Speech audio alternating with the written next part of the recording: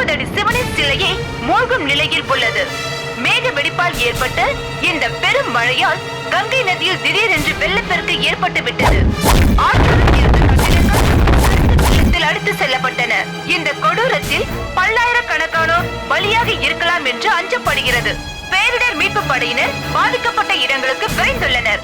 முக்கிய சாலைகள் நிலச்சரிவால் சேதமடைந்துள்ளதால் மீட்பு குழுவினர் பாதிக்கப்பட்ட இடங்களுக்கு செல்வதில் சிரமம் ஏற்பட்டு உள்ளது. Impossible, impossible. என்னாச்சு விவேக், இப்படி எமோஷனலா கத்துற? கத்தாம என்னக்கா பண்றது? டீல எது வேணா. டிவி பாத்தியா? அந்த கோரத்தை பாத்தியாக்கா? எப்படி வெள்ளம் போதும் பாரு. ஜனங்களும் கொத்து கொத்தா செத்துட்டு இருக்காங்க.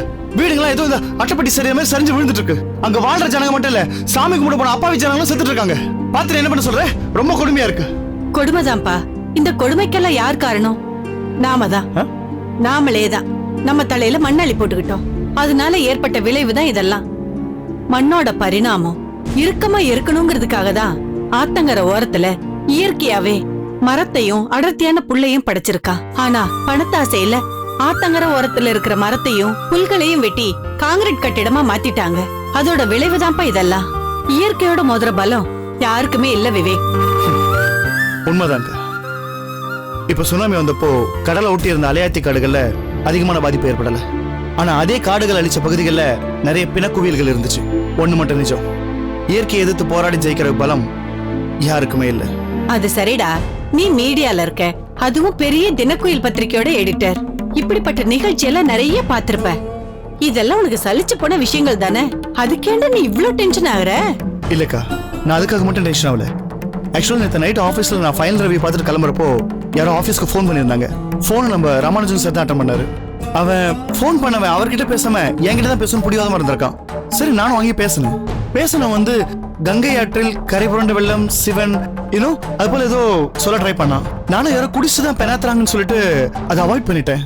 ஆனா அவன் சொன்ன அதே விஷயம் இப்ப டிவில பாக்குறப்போ டேய் விவேக், கடைசி 2 நாளா நார்த் இந்தியால சரியான மழை. அங்க மழை பெஞ்சா கங்கையில வெள்ளம் வரத்தான் செய்யும். அதான் அவங்க உனக்கு முன்கூட்டியே செய்தியை சொல்லிருக்கலாம். புரியும். ஆமா ஆமா, வடநாட்டுல என்னடானா வெள்ளம் கரை புரண்டு ஓடுது, இங்க என்னடானா வெயில்ல மரங்கள் போகுது. என்ன மாமா இந்த வெயிலுக்கு எப்படி அழுத்துக்கிறீங்க?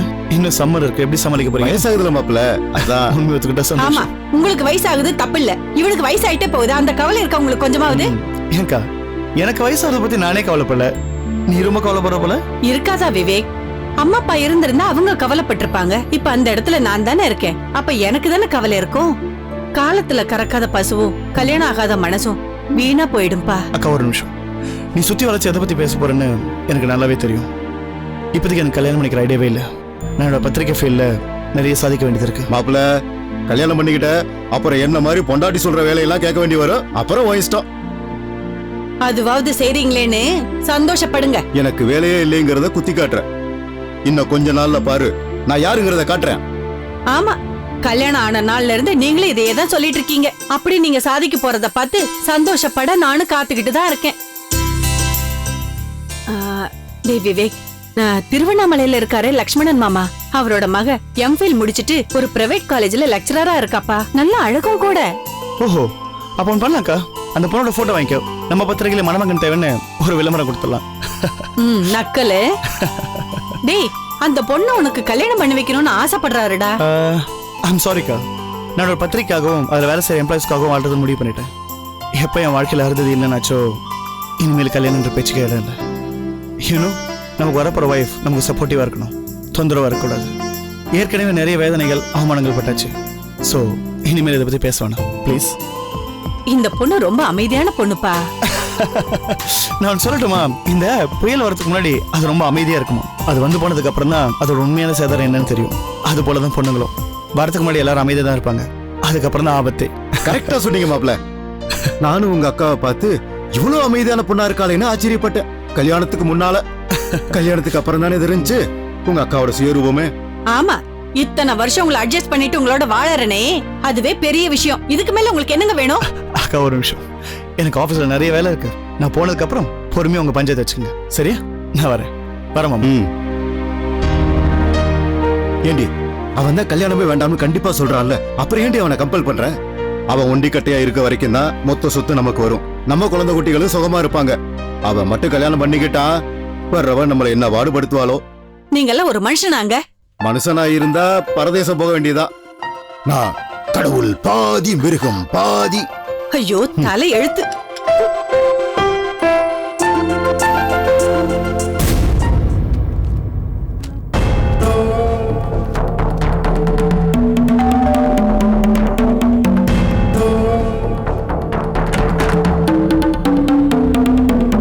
யாரு வேணும்? சேதுபதி சார் இருக்காரா? இருக்காரு. நீங்க யாரு? நான் கிரைம் பிரான்ச் ஆபீசர் ஸ்ரீகாந்த். அவர்கிட்ட நீங்க பேசணும். உள்ள வாங்க. உட்காருங்க. அவர் டிஃபன் சாப்பிடுறாரு. நான் போய் கூட்டிட்டு வந்துடுறேன். நீங்க வெயிட் பண்ணுங்க. வா சொல்லுங்க.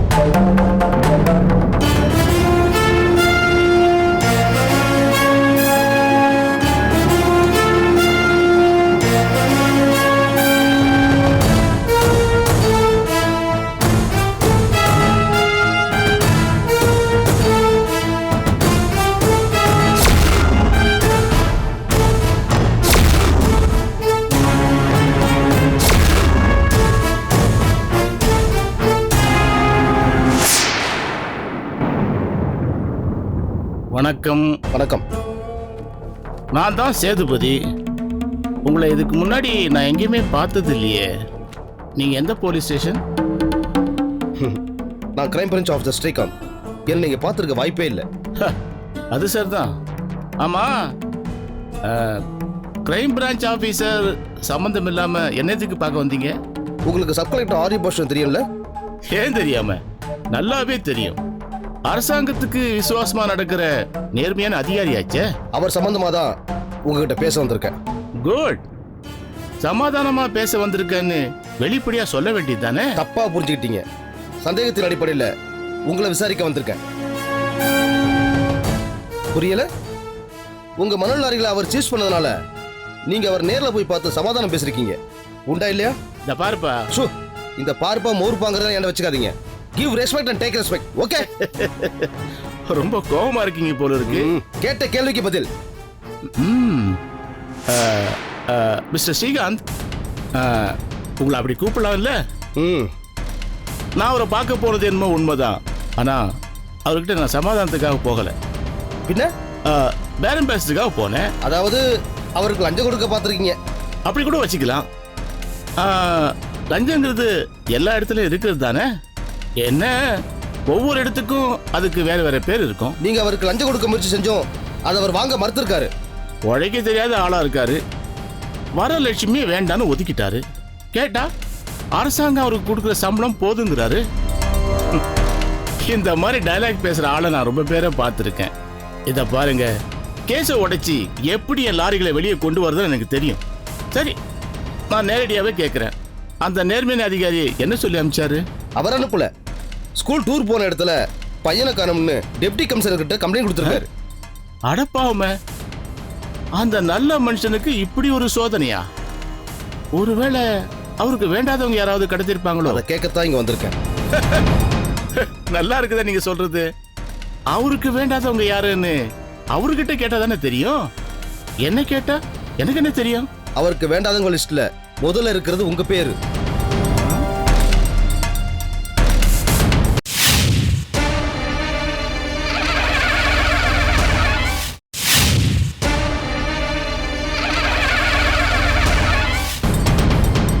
ஏன் பேரா?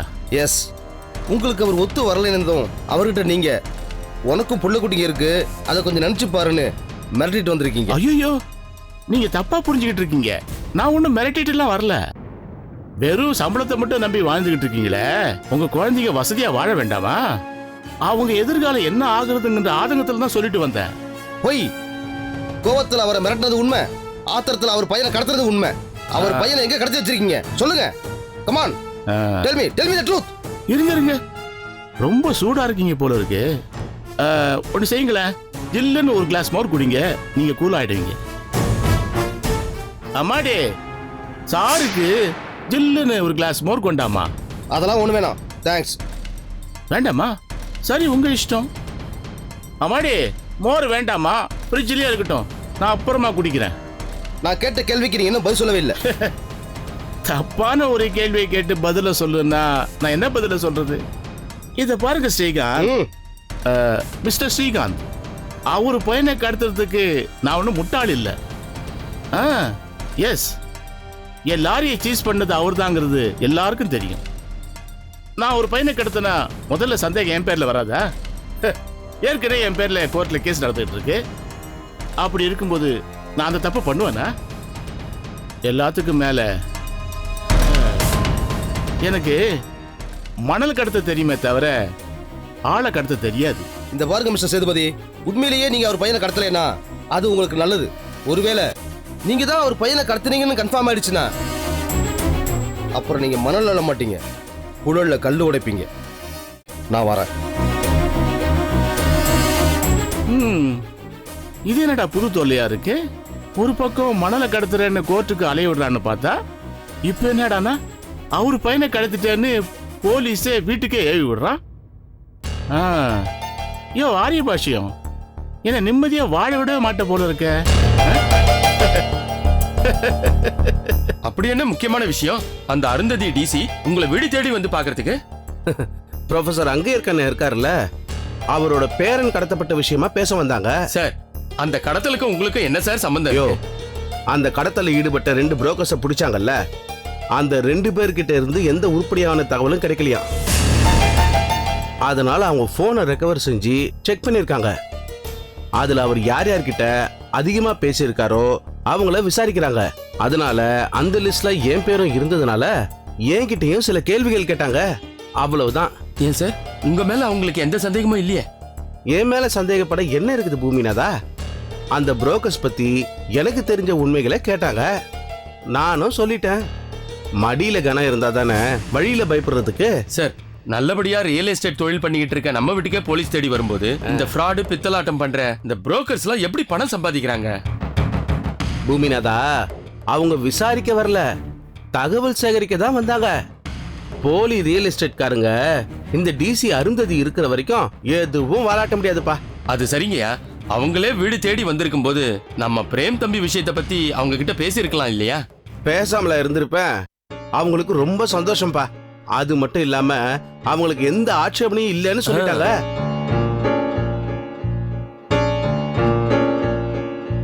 அட்சயா, இங்க வா. எங்க போயிட்டு வர? காலேஜ் போயிட்டு அப்படியே கோச்சிங் கிளாஸ் போயிட்டு வரேன்ப்பா. கோச்சிங் கிளாஸ் எங்க நடக்குது? டி நகர்லப்பா. ஏன்பா? உன்னை பெசன் நகர்ல பார்த்ததா சொன்னாங்க, அதனாலதான் கேட்டேன். உங்களுக்கு யாரோ தப்பா நியூஸ் கொடுக்கறாங்க. ஐயா, நம்ம பாப்பாவை நிக்க வச்சு போலீஸ்காரங்க கேக்குற மாதிரி கேக்குறீங்களே? இல்ல பூமிநாதா, அவளுக்கு தப்பா போன் வருது, கண்ட இடத்துல சுத்துறான்னு செய்தி வருது. குழப்பமா இருக்குப்பா. சார், நம்ம குழந்தை எவ்வளவு நல்லவ, அவளை பத்தி யாரோ ஏதோ சொல்றாங்கன்ட்டு அது எப்படி நீங்க நம்புறீங்க? நெருப்பு இல்லாம புகையாது பூமிநாதா. தகவல் சொல்றது வேற யாரும் இல்ல, நம்ம பிரேம் தான்.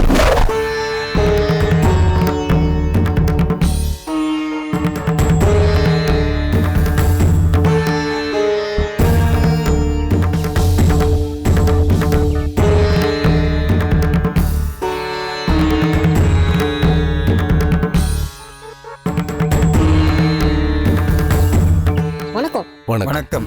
யாருப்பா நீ? என்ன தெரியல? நான் தான் வைரவன், கால பைரவோட வாகனம். ஓ, நீங்க தானா அது? நீங்க தானே அந்த பையன் வருணுக்கு காவலா இருக்கிறது? இப்ப அவன் எங்க? தெரியல, அவன் எங்கேயோ காணாம போயிட்டான். அவனை யார் கடத்தி வச்சிருக்கான்னு தெரியல. அப்ப நான் சந்தேகப்பட்டது சரிதான். அந்த பையனை கடத்தினவன் தான் அந்த காலகணித சுவடிகளை எடுத்திருக்கணும். என்னது? அப்ப கால கணித சுவடிகளை யாரோ திருடிட்டாங்கன்னு சொல்றீங்களா? திருடிட்டாங்களா இல்ல உரியவங்க கிட்டயே போய் சேர்ந்துடுச்சான்னு எங்களுக்கு தெரியல. வட இந்தியாவுல இன்னைக்கு ஏற்பட்டிருக்கிற இயற்கை சீற்றத்துக்கு காரணம் ஈசனுடைய கோபத்துல ஏற்பட்டது. அதுக்கு காரணம் மனுஷங்க தான். எப்போ இயற்கைக்கு எதிரா எல்லா வேலைகளையும் செய்ய ஆரம்பிச்சிட்டாங்களோ அதுக்கு உண்டான பலன்களை அனுபவிச்சுதானே ஆகணும். அப்போ மனிதர்கள்லாம் முட்டாள்கள். அவங்க செய்யறதெல்லாம் சரி நினைச்சு பல காரியங்களை தப்பா செய்யறாங்க. அந்த ஈசன் அதை புரிய வைக்கணுமே தவிர இவ்வளவு பெரிய அழிவா தரணும்? தப்பே செய்யாத எத்தனையோ அப்பாவி மக்கள் இதுல இறந்திருக்காங்க, பாதிக்கப்பட்டிருக்காங்க. தவறுகள் திருத்தப்படணும்னா சில உயிர்கள் பலியாகித்தான் ஆகணும். ஏன் கௌரவர்களோட மண்ணாசையினால எத்தனை வீரர்கள் பலியானாங்க. ராவணனோட பெண்ணாசையினால பலியான வீரர்கள் எத்தனையோ பேர். அவங்க எதுக்கு வீணா பலியாகணும்? இந்த கலியுகத்துல நம்ம பாரத நாட்டை காப்பாத்துறதுக்காக எத்தனை போர் வீரர்கள் பலியானாங்க. அது ஏன்? நன்மைகள் நடக்கணும்னா சில தியாகங்களை செஞ்சுதான் ஆகும். சரி, நான் உங்க வழிக்கே வரேன். இப்போ இங்க எவ்வளவு உயிர் தியாகங்கள் நடந்தாச்சு. இனிமேலாவது இதுக்கு ஒரு முற்றுப்புள்ளி வருமா, இல்ல இதே போல அழிவுகளும் தொடருமா? அது மனிதர்கள் திருந்துறத பொறுத்து இருக்கு. உலகத்தையே அடக்கி ஆள்றது பஞ்சபூதங்கள்: நீர், நிலம், நெருப்பு, காற்று, ஆகாயம். இந்த 5ம் இல்லாம உலகத்துல எதுவுமே நடக்காது. அத மனிதர்கள் புரிஞ்சிக்காம அந்த பஞ்சபூதங்களும் மாசு ஏற்படுத்தும் போது அதுங்க அதோட சீற்றத்தை காட்டுது. பஞ்சபூதங்களும் அதோட போக்குல இருக்கணுமே தவிர அத மனிதர்கள் அவங்க கட்டுப்பாட்டுல கொண்டு வரணும்னு நினைச்சா இந்த மாதிரி அழிவுகள் தொடரதான் செய்யும். மனிதர்களை தவறு செய்ய வைக்கிறது இறைவன் தானே? இல்ல, நல்லது எது கெட்டது எதுன்னு மனிதர்களுக்கு எடுத்து சொல்றது கடவுள் தானே. நீங்க கெட்டதை மட்டும் எடுத்துக்கிட்டா அது யார் தப்பு? எத்தனை மனிதர்கள் நல்லதை மட்டுமே பாடமா எடுத்துக்கிட்டு வாழ்ந்து மடிஞ்சிருக்காங்க. அப்படி வாழ்ந்தவங்களை பத்தி எத்தனை பாட புத்தகங்களை படிக்கிறோம். அதை பின்பற்றி நடக்கிறவங்க எத்தனை பேர்? தப்பு செஞ்சுட்டு அதை கடவுள் தான் செய்ய சொன்னார்னு சொன்னா அது முட்டாள்தனம் இல்ல?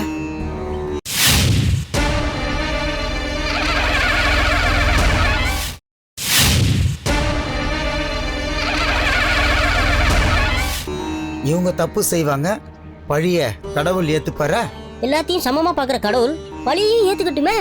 வைரவா, உனக்கு தெரியாது எதுவும் இல்ல. பழியை ஏத்துக்க ஒருத்தர் இருக்காருன்னு தெரிஞ்சா இன்னும் தவறுகள் தான் அதிகமாகும். கடவுளை பொறுத்த வரைக்கும் எல்லாருமே அவரோட குழந்தைகள் தானே. ஆமா, குழந்தைகள் நம்ம மேல ஏதாவது தூக்கி எறிஞ்சா நம்ம என்ன திருப்பியா அடிக்கிறோம்? அடிக்க மாட்டோம். ஆனா திரும்பவும் அந்த மாதிரி செய்யக்கூடாதுன்னு எடுத்து சொல்லுவோம். ஆனா கேட்காம திரும்ப திரும்ப அதே தப்ப செய்யற குழந்தைங்கள என்ன செய்வாங்க? அடிச்சு திருத்துறது இல்லையா? அத போலதான் கடவுள் தவறு செய்த மனிதர்களை அடிச்சு திருத்த முயற்சி செய்யறாரு. இதுக்கு மேல உனக்கு விளக்கம் வேணும்னா நீ உன் கடவுள்கிட்ட தான் கேட்கணும். போறேன், போய் நான் அவரே போய் கேட்கிறேன்.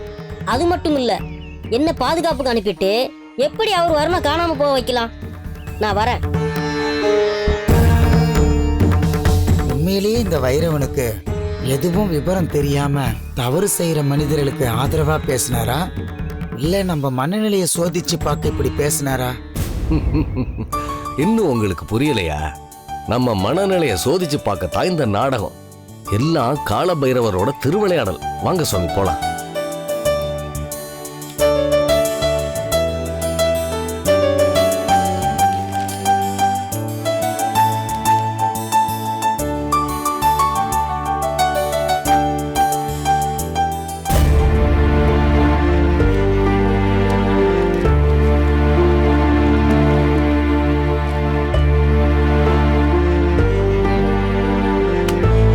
என்னம்மா இன்னும் அகல்யாவை காணோம்? 5 மணி தானப்பா ஆகுது, வந்துருவா. இல்லம்மா, அகல்யாவோட போக்கு கொஞ்சம் கூட சரியில்லை. அந்த பையன் கூட சேர்ந்துட்டு அங்கங்க சுத்திக்கிட்டு இருக்கா.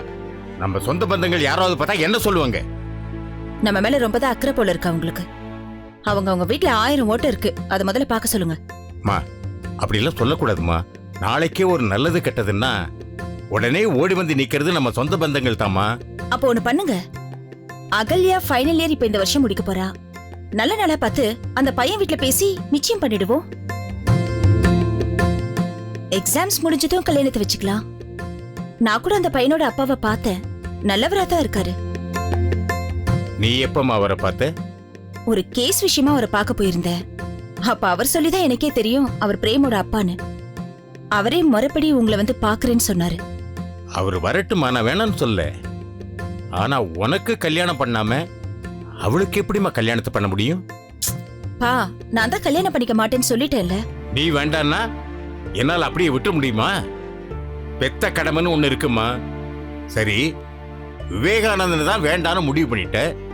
சரிம்மா, நான் ஒரு மாப்பிள்ளைய பார்த்தா நீ கல்யாணம் பண்ணிக்கலாம்ல, அதுல என்ன பிரச்சனை? எனக்கு ஏற்பட்ட காயம் இன்னும் ஆறலப்பா. காலத்துக்கும் அது ஆறாது.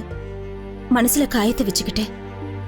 வேற ஒருத்தனை கல்யாணம் செஞ்சுக்கிட்டேன்னா நிச்சயமா என்னால சந்தோஷமா வாழ முடியாதுப்பா. முயற்சி பண்ணா முடியாது எதுவுமே இல்லை. நீ படிச்ச பொண்ணு, புத்திசாலி, எல்லாத்தையும் ஃபேஸ் பண்ணக்கூடிய தைரியமும் துணிச்சலும் உள்ளவ. நீ முயற்சி பண்ண முடியுமா? முயற்சி பண்ணி பார்த்துட்டேன்பா. எல்லா விஷயத்திலயும் தைரியமா இருக்கிறவனா இந்த ஒரு விஷயத்துல மட்டும் கோழை ஆயிட்டேன்பா. அதனால தான் அதை என்னால இன்னும் மறக்க முடியல. அப்போ அவனே கல்யாணம் பண்ணிக்கே, நான் வேணான்னு சொல்லியே. அது முடியாதுப்பா. ஏன்? என்ன தேவையில்லைன்னு சொல்லிட்டு போனவங்க கிட்ட போய் என்னை ஏத்துக்கோன்னு கெஞ்சி சொல்றீங்களாப்பா? அது மட்டும் நடக்காது. அம்மாடி, நீ அவனை தான் வேண்டான்னு சொல்லிட்ட, விடு. வேற மாப்பிள்ளை பார்த்து ஏற்பாடு பண்றேன்னு சொல்ற, முடியாதுங்கிற. இப்படியே பிடிவாதம் பிடிச்சேன்னு வச்சுக்க, அதனால பாதிக்கப்பட போறது உன்னுடைய வாழ்க்கை தான். வணக்கம் சார். ஹலோ.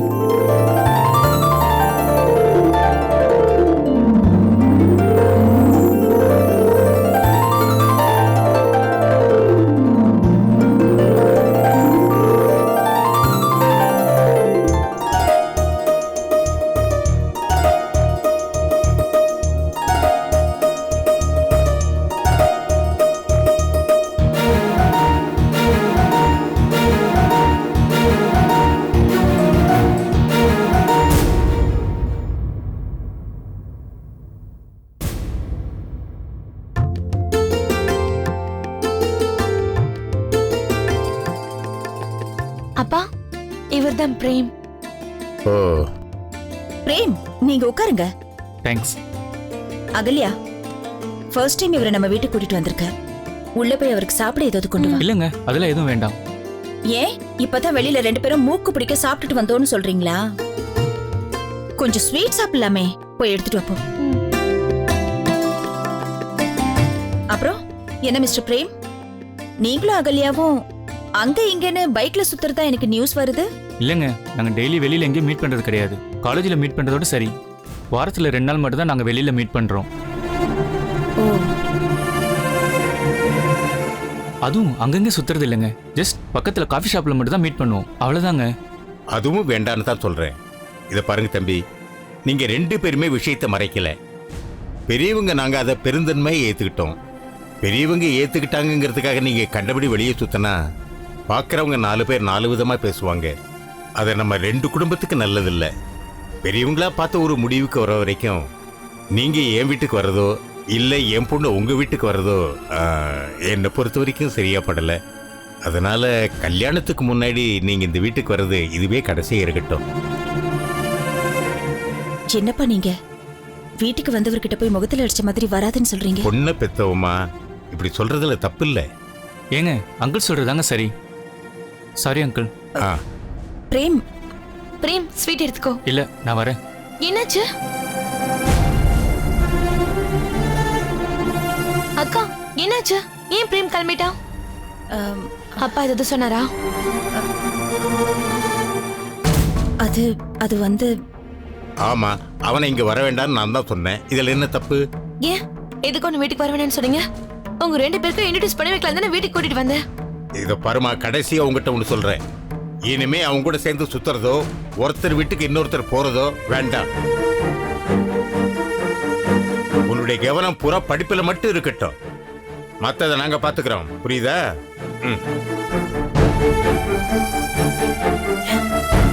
என்னக்கா அப்பா இப்படி பேசிட்டு போறாரு? ஏய் உட்காரு. யாரு கேட்ட அவனை இங்க கூட்டிட்டு வந்த? நம்ம அப்பாவை பத்தி தான் உனக்கு தெரியும்ல. திடீர்னு கூட்டு வந்தா கோவப்படாம கொஞ்சம் வரா? சரி அழாத, நான் அவர்கிட்ட பேசுறேன். அழாதடி. ஏய் அழாதங்கிறல்ல, சின்ன குழந்தை மாதிரி அழுதுகிட்டு. நான் பேசுறேங்கிறல்ல.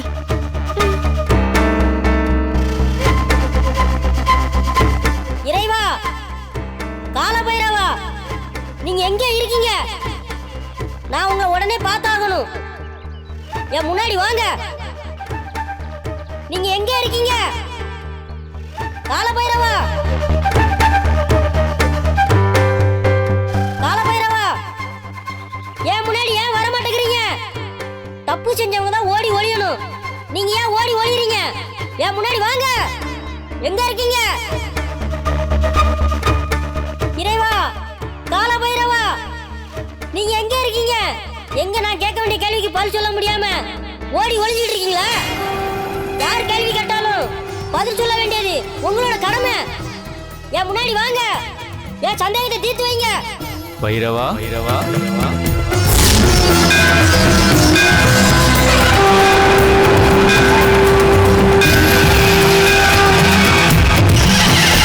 ஐயா, என்னை அடக்கியாலும் ஈசனே, என் பரம்பொருளே, என்னை காக்கும் ஈசனே, ஐயா கால பைரவா.